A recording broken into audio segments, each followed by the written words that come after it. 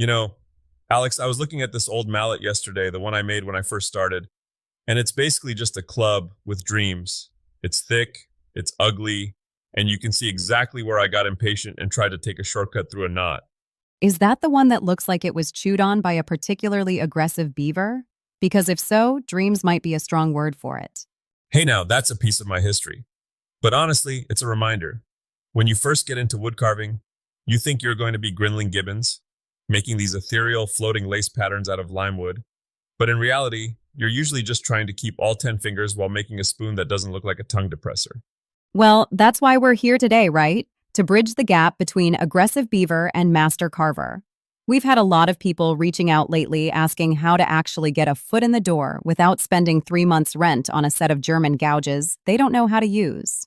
It's the classic hurdle. People see these massive 40-piece sets and think that's the entry fee. But I'm telling you, the secret to carving isn't having every tool in the catalog. It's having three tools that actually want to work. When I started Schaff Tools back in 2016, I realized most beginners were fighting their equipment more than the wood. Right, so let's get into the nitty-gritty. If I'm standing in the garage, I've got a block of wood, and I've got enthusiasm. What's the first thing I'm actually reaching for? Most folks think they need a power carver or a specialized machine, but wood carving is really a takeaway medium. You're just removing what doesn't belong. For a total novice, a solid 12-piece foundation set is the sweet spot. It sounds like a lot, but you need that variety, a few straight chisels, some gouges with different sweeps, that's just the curve of the blade, and a V-tool for those crisp lines. Wait, sweep? You're already using the jargon. Break that down for someone who thinks a sweep is something you do to the shop floor at 5 p.m. Fair point. Think of a gouge like a tiny shovel. The sweep is just how curved that shovel is. A number 3 sweep is almost flat, great for smoothing out high spots. A number 11 sweep is basically a U-shape, perfect for digging deep channels. If you try to carve a bowl with a flat chisel, you're going to have a very frustrating Saturday. Okay, so the tool shape matters, obviously. But you mentioned something earlier about sharp tools. I feel like that's the eat your vegetables of woodworking advice. Everyone says it, but is it really that big of a deal? It's the difference between surgical precision and trying to carve a steak with a credit card. If your tool is dull, you're pushing harder. When you push harder, you lose control. And when you lose control in a wood shop, well, let's just say the wood isn't the only thing that ends up getting cut. I tell people all the time, learn to strop.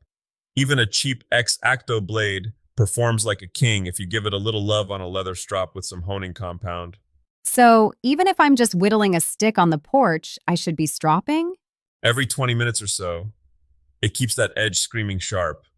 You want the tool to slice through the fibers like they're cold butter, not crush them. If you see the wood tearing or looking fuzzy after a cut, your tool's telling you it's tired. Listen to it. Let's talk about the victim, the wood. I've seen people try to carve oak for their first project because they have a scrap lying around, and they look like they're trying to chisel through a sidewalk. Oh man, carving oak as a beginner is a great way to ensure you never pick up a chisel again. It's like trying to teach a toddler to swim in a hurricane. For your first go, you want basswood. It's the gold standard. It's got a tight, even grain, and it's soft enough that you aren't fighting it, but firm enough to hold detail. Limewood is another great one. That's what the European masters use for those massive cathedral altarpieces. And what about the stuff we find in the backyard? I get asked about green wood all the time.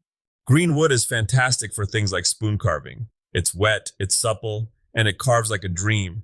The trade-off is that it's going to move as it dries. It might warp, it might crack. If you want to make a little bird or a caricature go with a dried blank of basswood or butternut, it stays where you put it.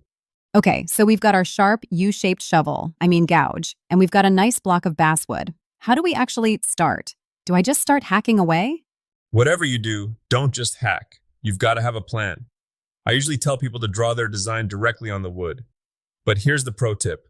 Know where the sharp edge is at all times. Not just for your fingers, but for the wood. You have to carve with the grain. If you go against it, the wood will splinter and tear out. It's like petting a cat. Go one way and it's smooth. Go the other and you get a face full of claws. That is the most accurate description of wood grain I've ever heard. But what about the 3D aspect? It's one thing to draw a fish on a board, it's another to make it look like it's actually swimming. That's where relief carving comes in. You're not carving a full statue, you're carving a picture that pops out from a flat surface. You start by setting in, using a chisel to cut the outline of your shape straight down. Then you waste away the background around it. As you go deeper, the shape emerges. It's like the wood is giving up a secret it's been holding. I've seen you use that tiny V-shaped tool for the fine details. Eyes, hair, scales. That seems like the hardest part. Any tricks for not ruining the whole piece right at the end?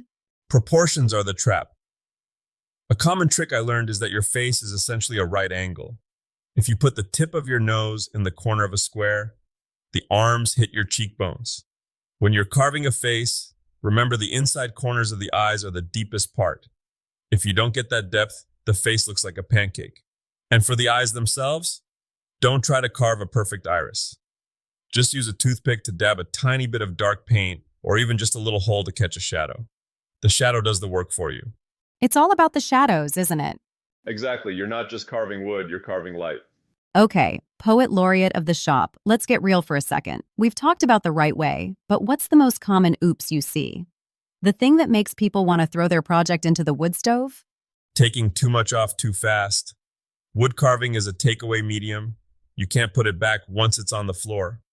I've had pieces where I was trying to get a nose just right, and I took one slice too many, and suddenly the guy looks like he's had a very bad run-in with a boxing glove. You just have to pivot. Maybe now he's a boxer. You have to be willing to let the wood tell you what it wants to be sometimes. I love that. It's a collaboration, not a dictatorship. Exactly. And look, if you're just starting, don't buy the most expensive Japanese blue steel tools. Get a solid set from a brand like Schaff or FlexCut, tools that use high quality steel but won't break the bank. You want tools that hold an edge. If you buy the $5 set from the bargain bin at the craft store, you're going to spend more time swearing than carving. So, sharp tools, soft wood, pet the cat the right way, and don't be afraid of the shadows. You nailed it. And honestly, the best advice I ever got wasn't about a tool at all. It was just make more chips. Don't worry about the masterpiece. Just get wood on the floor. The more chips you make, the better you get. It's the only way to learn the language of the fibers. That's a good place to leave it. Whether you're carving a spoon or a family heirloom, just start cutting. Tiger, thanks for sharing the wisdom and the beaver mallet stories. Anytime, Alex. Just remember, folks, your tools should be sharp, your wood should be soft, and your fingers should always, always be behind the blade. A very important footnote. Thanks for listening to the Tiger Den podcast. Now go out there and make something.